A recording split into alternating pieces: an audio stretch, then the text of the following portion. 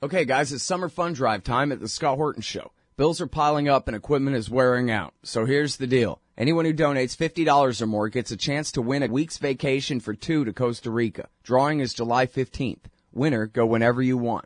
See more details at scotthorton.org/raffle. Anyone who donates $100 or more gets entered into the raffle, plus a 1-ounce silver QR code commodity disc from commoditydiscs.com. And the first 25 people to donate $100 or more will also get a copy of Your Money or Your Life, Why We Must Abolish the Income Tax by Sheldon Richman, or the audiobook of Lou Rockwell's Fascism versus Capitalism, narrated by me for free. Stop by scotthorton.org/donate or scotthorton.org/raffle for details. You can also sign up for monthly donations by way of PayPal, per interview at Patreon, support with Bitcoin, and shop through scotthorton.org/Amazon. And thanks. All right, you guys, welcome back to the show.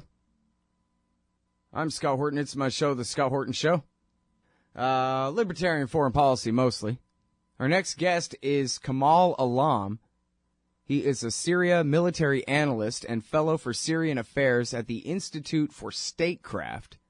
And Brad Hoff over at Levant Report pointed him out to me in this great article, a very interesting piece here, Pax Syriana, neither vanquished nor all-conquering. And you write it here about how, despite all the predictions for now 4 years running, the Assad regime is, in fact, not on the verge of collapse. And you attempt to explain why that is. If it's okay, I guess I'll start with, is it because of Hezbollah and Russia and Iran helping? Or it's because of more internal factors, and that's more of a side issue? Or how do you balance out the foreign intervention on Assad's behalf versus internal factors? So you see, the conventional wisdom talks about foreign intervention helping the Assad government and the army surviving. But I believe that if it wasn't for the internal structure of the army and the state, there is no way the Syrian army or Assad would have survived for now more than 4 years. There's only so much external actors can do. Because if you actually look at the Russian and Iranian and Hezbollah support for Assad, it's not even half of what the Americans and the Gulf Arab states are throwing behind the opposition. So if we balance the two supporting cast members here, i.e. America, the European Union, and the Gulf Cooperation Council, their support to all the different rebel groups, half of them that are terrorists, far outweigh what the Russians, Iranians, and Hezbollah are doing to the Syrians. The bulk of the fighting is being done by the Syrian Arab army. And, you know, an army marches on its stomach, and there is no way in any military combat history that the army is able to fight in its own land for so long with foreign support. You need some local support, and people just seem to ignore the fact that Assad has supports in his own country. Well, now, so here's the thing about it, and I don't want anybody to get the idea that me or this show that we're any friends of Assad here. I don't know exactly what you think about him personally here, but this isn't really about that. We're just talking about the news and the politics and the reality of the situation. And I don't think I've ever heard anyone argue that Assad is anything other than a fascist dictator. If anybody is saying, yeah, but, what they're saying is, yeah, but his opposition are a bunch of bin Ladenite head choppers. And so no wonder even large percentages of the Sunni population of the country actually support the Alawite dictatorship. Is that really right? Yeah. That is right. Let me give you two big names who obviously you'd know who they are. Henry Kissinger and Zbigniew Brzezinski. Sure. These two, as you know, are the godfathers of U.S. foreign policy post-Cold War. And just in the last year, both Brzezinski and Kissinger are on record. You can find their testimony on C-SPAN congressional Senate hearings saying, actually, we must acknowledge Assad has support. Now, what that means is, yes, he's a dictator because that's the norm in that region. You know, everyone's a dictator. But, you know, whether he's a dictator that's ever threatened Western security or regional security, that's another thing. And yes, he's a dictator. It's a one-party state. But how many people were actually against him in the initial uprisings, and how this turned into a brutal, barbaric civil war? So, yes, it's not about Assad the man himself, because it's not about one man. You know, there's no way one man can be in power for that long. It's the system, it's the state, and yes, you're right, a lot of the Sunnis support an Alawi leader. That's because he's married into one of the important Sunni families. His brother is married to a Sunni. It's not an Alawi government, it's just an Alawi president. Okay, now, just for oversimplicity's sake, if it's all right with you, I'm just a white guy in Texas here. What the hell do I know about this stuff? But if we could go back to the Libya war, it seemed there things were much more clear-cut. Everybody was a Sunni, I believe, basically. It wasn't so much ethnic or sectarian, but it was more the bin Ladenites in the east versus the commies in the west. And America took the side of the bin Ladenites, and they had the air power and all of NATO behind them. And it was really just a matter of time, even though they didn't have too many fighters on the ground. It just took, I guess enough 9 months or so of NATO planes and special forces on the ground to finally just get the job done. Gaddafi didn't have much of a state really in the first place, or much of an army. He just had, his own personal Gestapo, I guess, but was afraid to create enough of an army that they could depose him, right? So that one was so kind of clear cut. It was just a march west, and it's just a matter of time. As horrible as it was, and even though it took a lot longer than they said it was going to take, it seemed pretty inevitable. Whereas at the same time, the Syrian war was breaking out, and I remember Pepe Escobar especially broke it down like this, where he said, it's a super majority Sunni country, but a huge percentage of the Sunnis support the dictatorship, because the revolution there is made up almost entirely of suicide bomber, head chopper crazies. And, so it's not the kind of thing where like the Iraqi Civil War, where the lines were very clear cut and that kind of deal. And that, it was basically just the poor and the working class Sunnis out from the countryside who were even susceptible to joining up this revolution, and that virtually every other ethnic and sectarian group in the country, including all of the merchant class Sunnis, I guess is how he characterized them, that they were all the coalition for the current state, as fascist as it is. Is that accurate for 2011? And is that pretty much an accurate comparison to the Libya situation, do you think? And does it hold true today, if it's right at all? It's definitely accurate in 2011 and through most of the current conflict. And this is again just like Pepe Escobar, Britain and Europe's, and I would say the world's top Syrian expert was a man called Patrick Seal, who passed away a couple of years ago. Patrick Seal, who's an award-winning, best-selling academic and author, said exactly the same thing Pepe Escobar says, that yes, it might be an authoritarian fascist state, but he has the support of the majority of the country, including the Sunni elites. Yes, it was not a perfect state. Things were happening behind closed doors. But at the same time, there were no major calls for regime change. There were calls for reform. So let's not forget that the initial protests were definitely genuine. People genuinely came out on the streets looking for reform. But it got hijacked very quickly by, as you say, head-chopping terrorists. Yeah. Going back to Libya... Wait, hold it right there. I'm sorry to interrupt, but we got to take this break. But we'll pick it right up with the Libya metaphor and all that, or analogy, right on the other side of this break. It's Kamal Alam. You can find this article at opendemocracy.net. Pax Syriana. Back in just a minute. Hey, Al, Scott Horton here. It's always safe to say that one should keep at least some of your savings in precious metals as a hedge against inflation. And if this economy ever does heat back up and the banks start expanding credit, rising prices could make metals a very profitable bet. Since 1977, Roberts Brokerage Inc. has been helping people buy and sell gold, silver, platinum, and palladium, and they do it well. They're fast, reliable, and trusted for more than 35 years. And they take Bitcoin. Call Robertson at 1-800-874-9760 or stop by rrbi.co. All right, guys, welcome back to the show. Talking with Kamal Alam. He's got this article called Pax Syriana, neither vanquished nor all-conquering. That's for sure. He's at opendemocracy.net.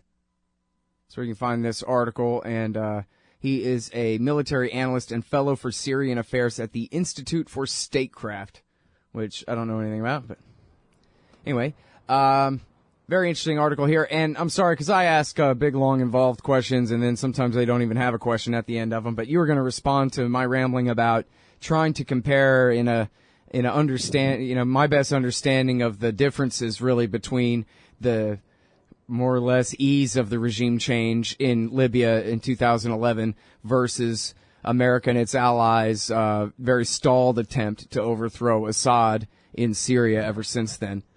The thing what happened in Libya was obviously there was heavy American firepower used, whilst in Syria, American firepower has not been used on assets that are being used by Assad yet. So there is a key difference there that obviously if American bombs start falling on Assad's military and air force, then maybe the story could have been different. Whilst in Libya, actually American coordinates and ordnance were actually dropping on Gaddafi's forces.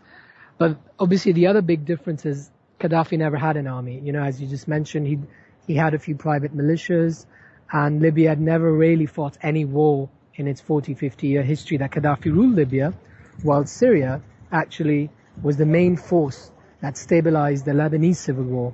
And at the same time, Syria had a proper army that took part in the first Gulf War coalition. It was a proper army trained by the Soviets, the Russians, so it knew what it was doing. So, and also, it's a very much more sophisticated, civilized state, whilst Libya is basically barren desert with all these tribes who hate each other. They might all be Sunnis, but they hate each other. And if you look what's happened in Libya now, is Libya is full of terrorists. There are at least 12 different designated terrorist groups ruling Libya, all kinds of...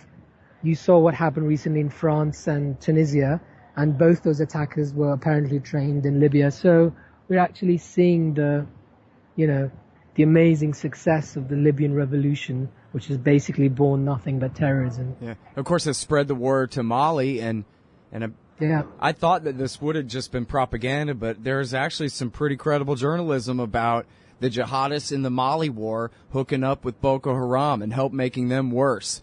They were already existed, but now they got RPGs and training and a little bit more indoctrination in the dogma of the Islamic State, which they declare their allegiance to. Another consequence of the Libya war there, yeah.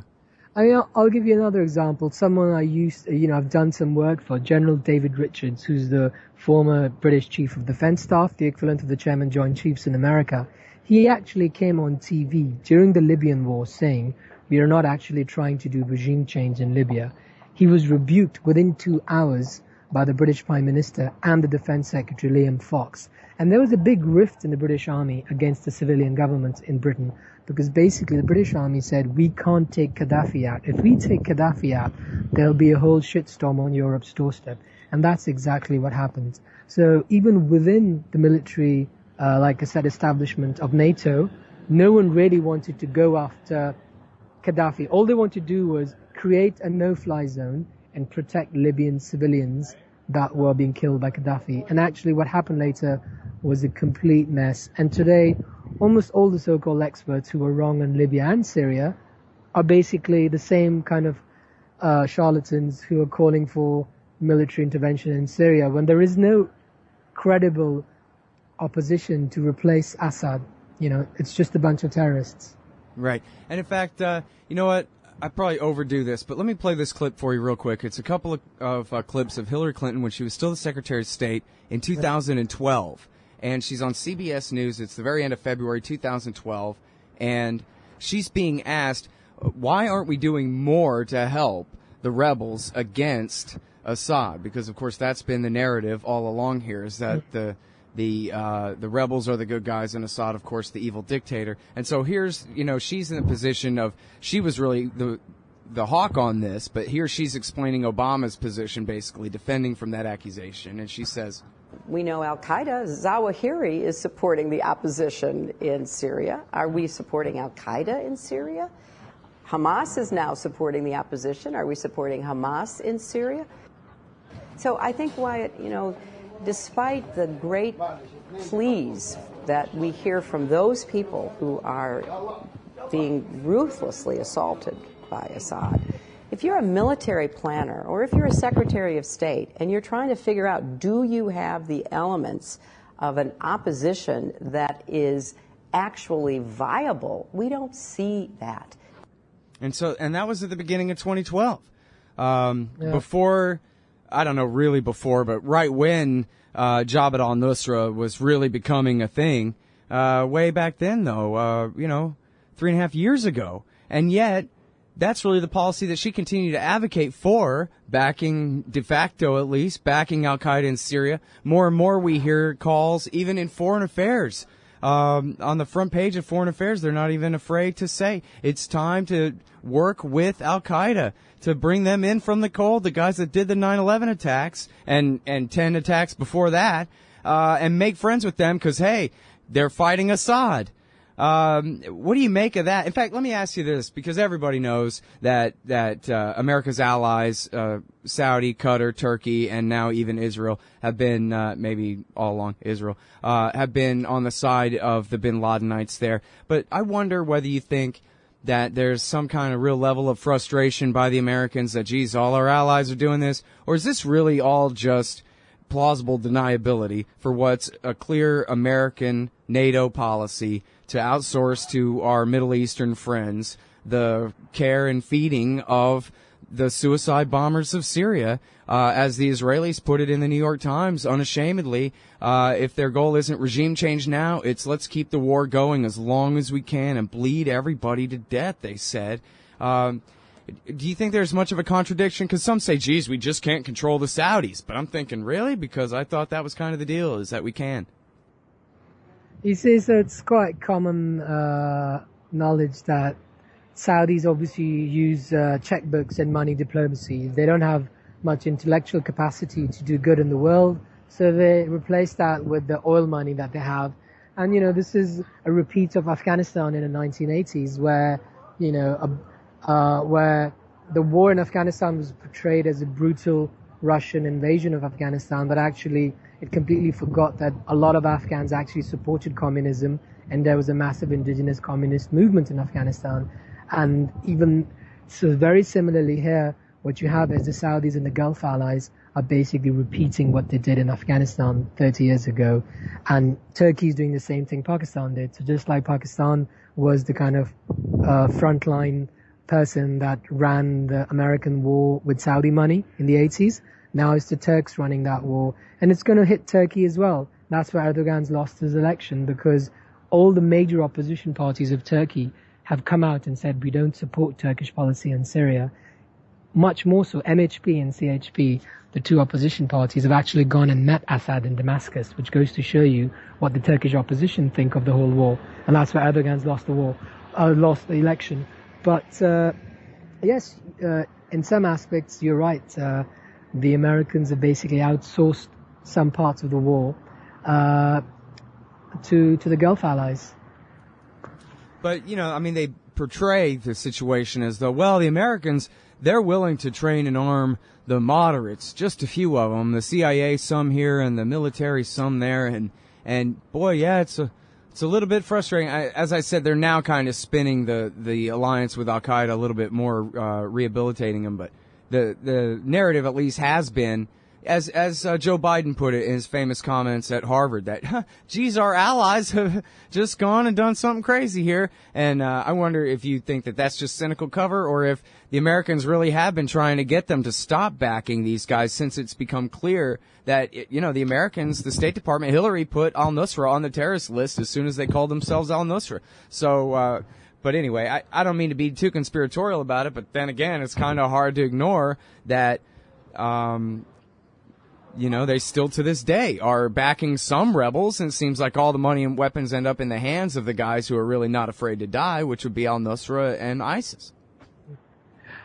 I think there's a confusion of policy as well. So from my own work with the military, and what I've noticed, the confusion in all NATO countries, not just America, is that this initial idea to support democracy and human rights.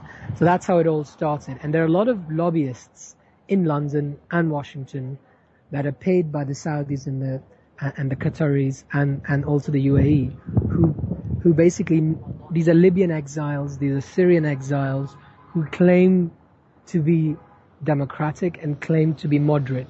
These are the people who kept telling the Americans, don't worry, we look after everything, but actually it took America maybe a couple of years to realize that these exiles are all frauds. So what you have is a dual-track policy of still trying to find and equip a moderate rebel force. But even last month, General Mike Nagata, head of the U.S. Special Forces, who's in charge of all this, said, we don't even have 200 guys who are actually being vetted properly. And and I think Martin Dempsey said yesterday it's going to take a long time to vet. Well, I don't know how long you need when the war has gone on for 4 years, 300,000 dead. The vetting process is flawed. The exiles in Washington and London are all Islamic radicals without beards. They're all clean shaven and pretend to be moderates, and they charm State Department officials, and they cry about human rights abuses and genocides and all that. And yes, of course, human rights abuses are taking place, but the way these guys portray themselves is as if they are the good guys, and they start making comparisons to World War II and concentration camps and etc. Well, it's actually, there's nothing even close to compare this war to what happened in World War II. All right, now, forgive me for keeping you over just a little bit here, but can I ask you whether you think anybody in London or D.C. is finally coming around to the idea that maybe they could negotiate an end to this thing instead of just bleeding everybody to death forever the way they're doing? And if so, is there anybody to negotiate with? As Obama himself said, hey, the idea there are a bunch of, and that Hillary Clinton clip, we don't see that. The moderate leaders to negotiate with, Obama said the same thing. It's, a fantasy that you'd have had a bunch of moderate leaders, doctors and lawyers and pharmacists. I don't know where they got that line from. That's what they say on Fox News, too. Well, it was all a bunch of moderate doctors and pharmacists who were the moderates leading the rebellion until Obama didn't do enough to help them and the terrible jihadis came, etc. But so is there anybody to negotiate if anybody, like, say, they wanted to bring in, I don't know, some third party from some country nobody ever heard of to host the negotiation from a disinterested view? Is there even a settlement available here at this point? We see so far both the Geneva meetings failed, as you know, and the last meeting that Moscow held between the rebels and Assad. It's looking extremely difficult in terms of finding a new country to host it. It has to be a country with clout, and that's either Russia, America itself, or Switzerland being the kind of classic neutral country. But actually, the end to this war is not that difficult. People keep saying, oh, this is a terribly complicated conflict. No, it's not, because at the end of the day, if you know what the problem is, it's easy to, everyone in America knows Turkey's letting terrorists across the border. Everyone knows the money is coming from the Gulf countries. And if the United States and its allies want to put an end to the bloodshed, the first thing they need to do is stop their allies letting in the terrorists. And at the same time, then put pressure on Iran and say, listen, we've stopped our shit. If you don't stop backing the guys from your end, we're going to come after you. So for me, it's the simplest way of putting it, that the diagnosis is there, the prognosis is wrong. All the money being wasted on the rebel groups, it's not going to lead anything. The terrorists are taking more and more territory every day. Everyone, even the so-called moderate rebels executed, about 2-3 dozen people 2 days ago. So it just doesn't make sense. Yeah, the FSA has been head chopping and suicide bombing all along too. Maybe not as bad as the. But also in answer to one of your questions, there are people in America and Britain who, like I said, believe that it is time to stop the craziness. And as I said, Henry Kissinger and Brzezinski might be in their late 80s and early 90s, but these guys, are still the people who everyone looks up to. They've openly called for that we need to go talk to Assad. Two former heads of the British Army, Richard Dannett and David Richards, have said, well, we must talk to Syria and Assad themselves to bring an end to this conflict. Otherwise, nothing is happening. All right, y'all, that's Kamal Alam. He's at opendemocracy.net. This article is called Pax Syriana, Neither Vanquished Nor All-Conquering. And you can find him also at Levant Report. And he is a military analyst and fellow for Syrian Affairs at the Institute for Statecraft. Appreciate your time on the show today. All right, so thanks. Thank you. Thanks. You hate government? One of them libertarian types? Or maybe you just can't stand the president, gun grabbers, or warmongers. Me too. That's why I invented LibertyStickers.com. Well, Rick owns it now, and I didn't make up all of them, but still, if you're driving around and want to tell everyone else how wrong their politics are, there's only one place to go. LibertyStickers.com has got your bumper covered. Left, right, libertarian, empire, police, state, founders quotes, central banking. Yes, bumper stickers about central banking. Lots of them. And, well, everything that matters. LibertyStickers.com. Everyone else's stickers suck. Don't you get sick of the Israel lobby trying to get us into more wars in the Middle East? Or always abusing Palestinians with your tax dollars?